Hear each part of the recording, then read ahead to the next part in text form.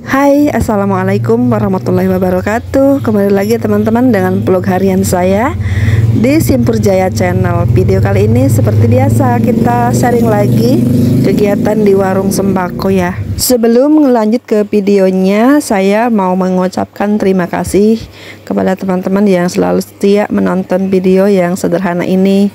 Dan untuk teman-teman yang mungkin ada yang baru gabung, ada yang baru menemukan channel saya ucapkan juga selamat datang. Terima kasih sudah berkenan mengklik video saya ini. Salam kenal untuk semuanya ya. Dan semoga teman-teman semuanya selalu sehat dan sukses dalam setiap aktivitasnya ya. Dilancarkan selalu rezekinya, diberkahkan juga rezekinya ya. Amin ya robbal alamin.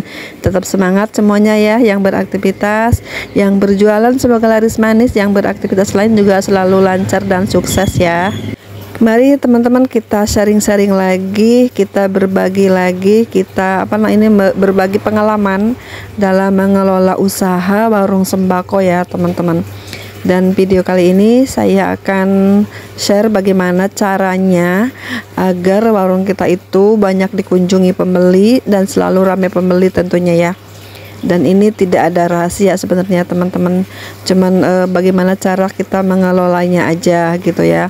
Dan pembeli pun pasti senang ya dengan harga-harga yang murah, dengan pelayanan yang baik gitu ya, dengan lengkapnya warung kita ini ya, seperti itu ya teman-teman. Itu tidak rahasia lagi, memang ya ada trik-trik tersendiri supaya warung kita itu ramai pembeli ya, banyak dikunjungi pelanggan seperti itu. Untuk trik yang pertama agar warung kita itu sering dikunjungi pelanggan, sering didatangi pembeli ya teman-teman, ini kita harus melengkapi sebanyak mungkin kebutuhan pelanggan ya. Apapun yang dicari pelanggan, apapun yang dibutuhkan pelanggan sehari-hari kita harus menjualnya ya teman-teman. Ya, bagaimana kita mau rame, warung kita mau rame jika yang dicari pelanggan misalnya ini tidak ada, itu tidak ada gitu kan ya. Pelanggan pun akan merasa kecewa dan mungkin di sini nggak komplit ya, nanya ini nggak ada, itu nggak ada gitu. Jadi apa sih gitu kan, mendingan ke warung sana aja sekalian gitu ya teman-teman. Dan biasanya para pelanggan itu jika yang dicari memang tidak ada, jadi kita coba tawarkan barang-barang yang lain yang satu kegunaan namun beda mereknya ya. Contohnya pelanggan kita itu mencari obat pusing, misalnya ada bodrek enggak teh gitu, obat pusing. Nah kebetulan di warung kita itu lagi kosong bodreknya ya, jadi kita tawarkan produk lain seperti ada puyer bintang 7, ada oskadon kan, ada juga paramex seperti itu ya, tawarkan seperti itu teman-teman. Itu juga salah satu trik agar warung kita itu dikunjungi pelanggan dan selalu ramai pembeli juga ya, karena kita menyediakan berbagai macam, bukan hanya satu macam aja. Obat-obatan misalnya satu macam saja, sabun mandi misalnya kan kita tawarkan lagi merek-merek lainnya yang sama kegunaannya namun beda mereknya seperti itu. Nah, kita pun harus bisa menjelaskan ya tentang kegunaan barang tersebut dan sama fungsinya seperti itu ya teman-teman. Nah yang kedua soal harga murah ya teman-teman, kan kadang-kadang ada orang berbelanja itu sering membandingkan harga gitu ya. Di sana kok dapatnya segini loh, bukan segini gitu, ini kok mahal gitu ya teman-teman. Nah ya, jika ada yang bertanya seperti itu pelanggan kita jangan tersinggung dulu ya teman-teman. Kita harus bisa menjelaskan juga ke pelanggan kenapa kita menjual barang tersebut itu sedikit mahal, beda harganya 1.000 ataupun 500 rupiah gitu. Kita harus bisa menjelaskan ke pelanggan ya.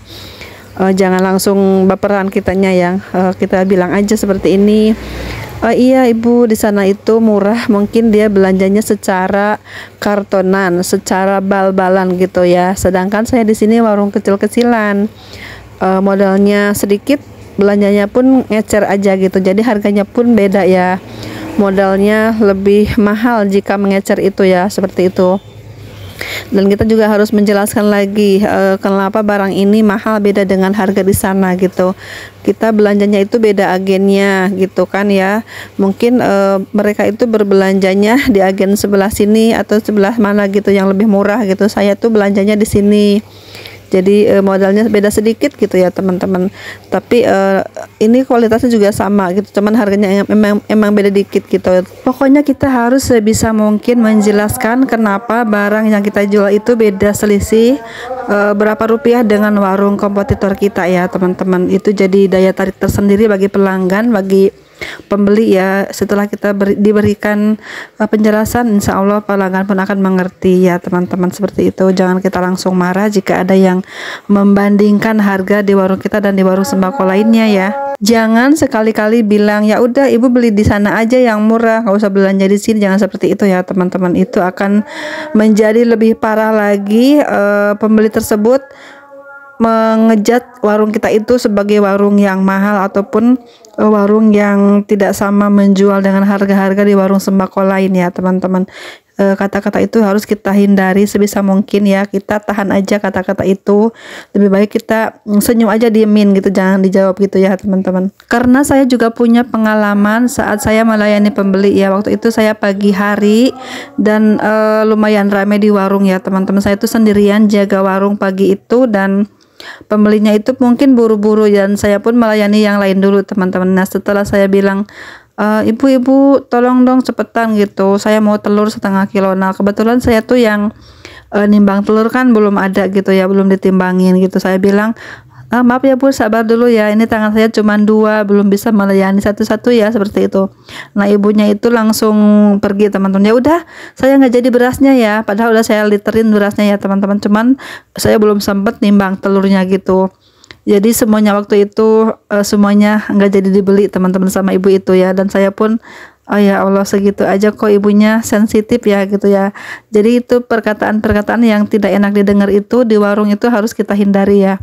Kalau ada yang memang buru-buru ya kita hentikan dulu melayani pembeli yang memang agak santai ya. Kita layani dulu yang pembeli yang tergesa-gesa itu teman-teman. Nah selanjutnya adalah poin tentang pelayanan kita kepada pelanggan. Seperti saya tadi bilang seperti itu, kita dahulukan yang orang memang sukanya tergesa-gesa saat berbelanja ya teman-teman. Ataupun kita bisa lebih lebih ini lagi ya, lebih aware lagi kepada para pelanggan. Ayo siapa nih yang terburu-buru, saya dulukan gitu pelayanannya, seperti itu. Misalnya ada orang 3 atau ada orang 2 di warung, bilang langsung seperti ini ya, maaf ya bu, siapa yang buru-buru nih, saya akan segera layani gitu, karena saya sedang sendirian, mungkin saya agak lama gitu ya. Dan ini misalnya ibu saya buru-buru nih mau berangkat kerja atau apa, ya udah kita dahulukan yang memang menjawab terburu-buru. Kalau yang bilang santai ya udah santai aja melayani, seperti itu ya teman-teman. Dalam pelayanan pun kita harus memang benar-benar ya teman-teman kepada para pelanggan itu, karena tidak semua orang belanja ke warung kita itu karena warung kita murah atau apa, tapi termasuk juga pelayanan pun sangat penting banget ya. Cara melayani pembeli pun kita itu harus jadi nomor 1 juga ya teman-teman. Nah itulah ya teman-teman beberapa sharing saya tentang warung sembako ya, dan pengalaman-pengalaman lain yang saya akan share lagi nanti di video selanjutnya ya. Mudah-mudahan jadi motivasi ataupun jadi wawasan teman-teman semuanya tentang dalam mengelola usaha warung sembako ini ya. Terima kasih semuanya sudah menonton. Sampai jumpa di video selanjutnya. Assalamualaikum warahmatullahi wabarakatuh.